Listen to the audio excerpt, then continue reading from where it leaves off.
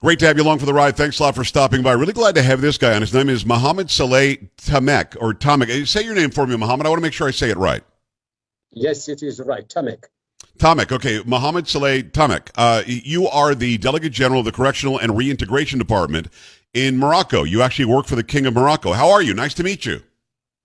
Great, thanks.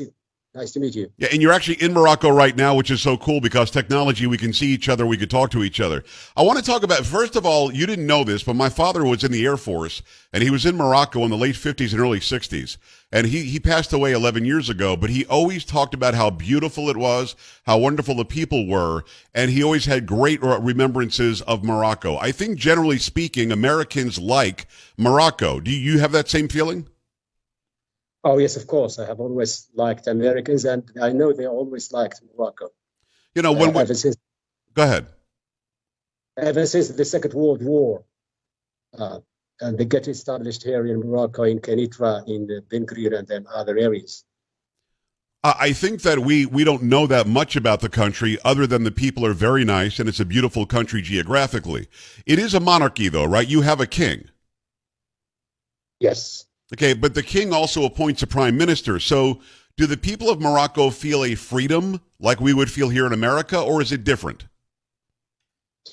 Well, I think that Moroccans feel freedom because they have been living with monarchy for over 12 centuries, right. And for the basic family for four centuries, for the Alawite dynasty.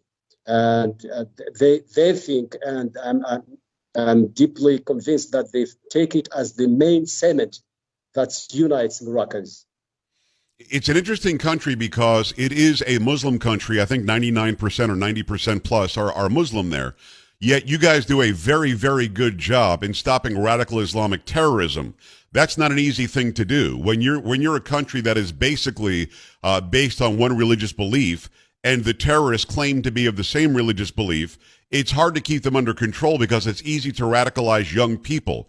How is Morocco keeping Islamic terrorism under control? You're doing a very good job with it. Why? For so many reasons.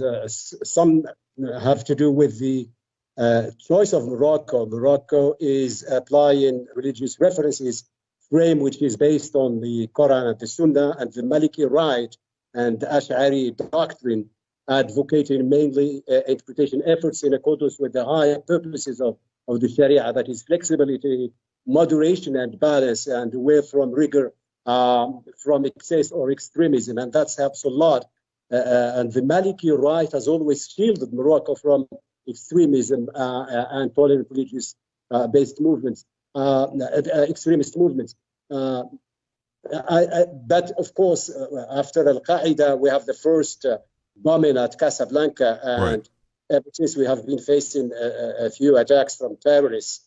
But mainly the ideology has been brought into Morocco. It has nothing to do with genuine Moroccans' beliefs.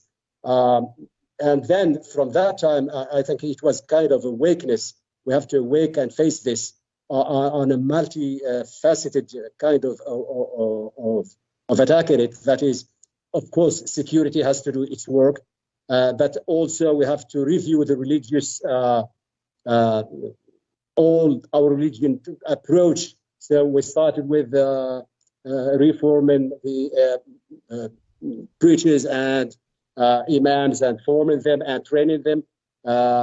We have over 47, now it's over 60,000 imams and women preachers who have been trained with moderate Islam. And we have to also, we created the ulama instance of ifta. And another thing that gives Moroccan what I call the summit before, and is that the monarchy is in Morocco, the king is a dual kind of responsibility. He's the head of the state, of course, politically speaking. He's the one who nominates the head of the government, as we call it now. And he's also the commander of the faithful. That is, he has the last word in the religious approach, and that helps a lot. That is, we don't have so many people giving his fatwas just as they like. So right. we have under control this. and we have reformed all of this. In addition to that, we went even further to the school books and things like that, and we made them, we took off everything that is not tolerant or that is teaching a kind of extremism. I think, as I said, it's a manifold approach. Right. And I have tried to apply that even in prisons.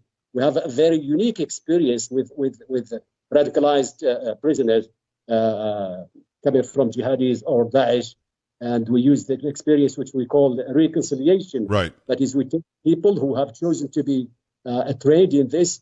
We have prominent professors in religious approach, professors of universities, psychiatrists, and we have a manifold approach of these people. We have started that back in the 2017, and we have done so far 8 sessions with these people, and most of them has been amnestied. Actually, they are the amnesty of His Majesty the King. So I just want to interrupt if you don't mind. I want to tell people who you are again. Mohammed Saleh Tamek. He is the Delegate General of the Correctional and Reintegration Department in Morocco. He is an appointee of the King of Morocco. So if I'm hearing you correctly, and it's a little bit hard to hear sometimes because it's such a long distance thing, but I love that we're doing this. If I'm hearing you correctly, you're taking radical jihadists and you're actually reforming them. Are you finding that you're able to actually take somebody who is a violent follower of fundamental Islam, like the Hadith, and like the violent portions of Sharia law, you're able to take them and make them more peaceful? Really? Does that work? I think it all depends on actually whether they want it or not. Yeah. I know that most these jihadists apply what we call taqiyya, that is, you hide your beliefs. Right. But the main issue with this, for instance, we have done so far over 100 or almost 200 people with this, and 60% of them have been released outside, and no single recidivist so far. Nice. That's an example that shows that it's working. But as I said, it's manifold. It's talking to them, explaining to them the right religious discourse that they need to hear, and they correct their misunderstanding of religion. And then there is a psychiatrist approach also. There is a socio-economic approach to make them, when they go out, they can work and they can be useful for their communities. Right. It is, again, we appreciate the connection from Morocco. It is the Delegate General of the Correctional and Reintegration Department, Mohammed Saleh Tamek, who's coming to us right from Morocco right now. You are unhappy, and the king is unhappy with how Germany is responding to Mohammed Hajib. What is the story there? Are they being too easy on this movement? And what is it that you would like to see happen? Because for some reason, Germany is not acting like a peaceful free nation. They're actually giving into some of the radicalization of this group. Fill me in. Okay, I'll just give you a few hints. The first one is that I think this problem of Hajib, I never thought that it might be like that with Germany, which is a democratic state and so on and so forth. But then when I read a little bit of literature, because I'm interested in this, I found out that actually Germany has actually harbored other terrorists before Hajib.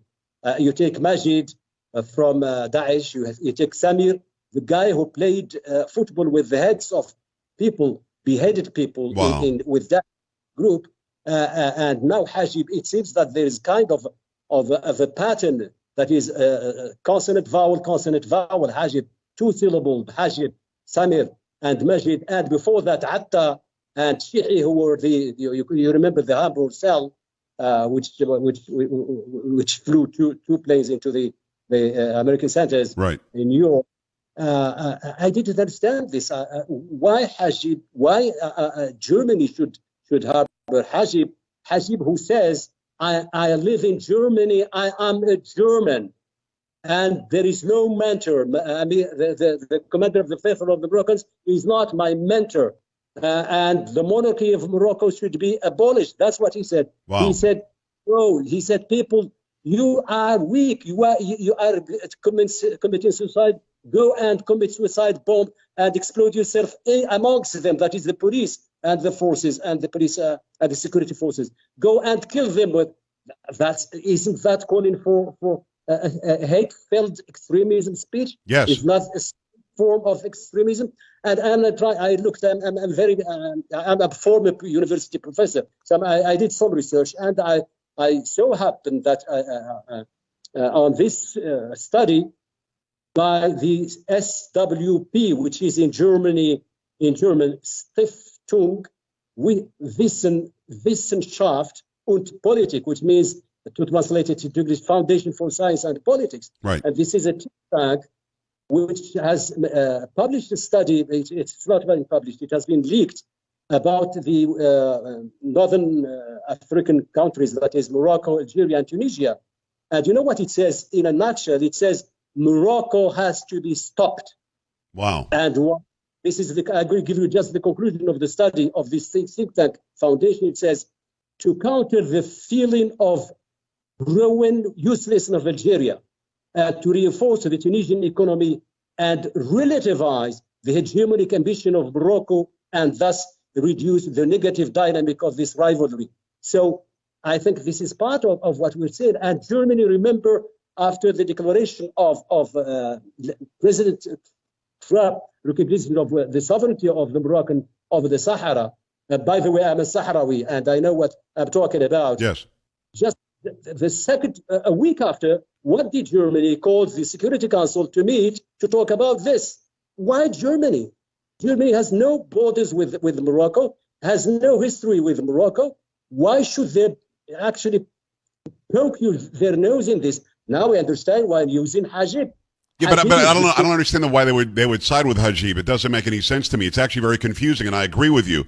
Before I let you go, and we've already taken a lot of your time, and I appreciate you. I'd like to have you back on.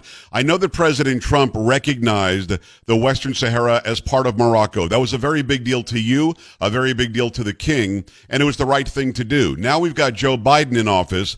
Are you less steady and less firm in your belief that you'll stay safe, protected by your friends in America, perhaps, because of Joe Biden and his weakness compared to President Trump, who is very strong and very behind what you wanted to do?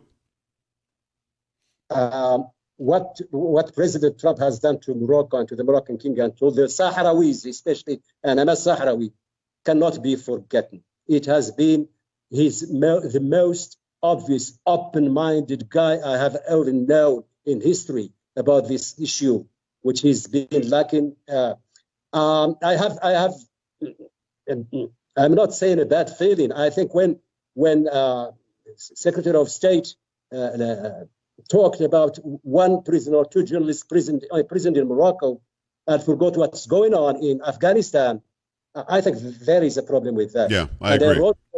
To President Biden to congratulate him when he was elected president, because as a student at the University of Delaware, I met him when he was campaigning back in the 90s to be a congressman, and I wrote a letter to him explaining what's happening in the Western Sahara, in the Sahara, the Moroccan Sahara, in Guerguerat at that time, and saying, be careful, you have the Muslim extremists and radicals in Polisario, and Algeria is in them.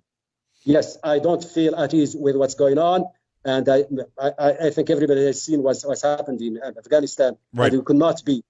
All people who believe in democracy, in the rule of law, cannot accept things like that. And I think people like ISIS-K and ISIS and Al-Qaeda, if it were to reband, and even the Taliban, would love to do something bad to Morocco. That's why it's so important that there is a strong, moderate Islamic state like Morocco that understands that, threatening death and actually bringing war and death constantly isn't the right answer. Let me ask you one question on a personal level before I let you go. I'm a Christian guy. Would I be welcomed in Morocco? You're always welcome in my home. You don't go to hotel. Thank you. I appreciate that. Muhammad, I thank you. My father, again, always spoke very, very highly of Morocco and the Moroccan people, and I believed him to be telling the truth, and I'm glad to meet you. Mohammed Saleh Tamek, he's the Delegate General of the Correctional and Reintegration Department. He works as an appointee of the King of Morocco. Let's talk again. Can we, Mohammed? Yes, of course. Anytime you like. I appreciate you. We're back after this. Stay right here.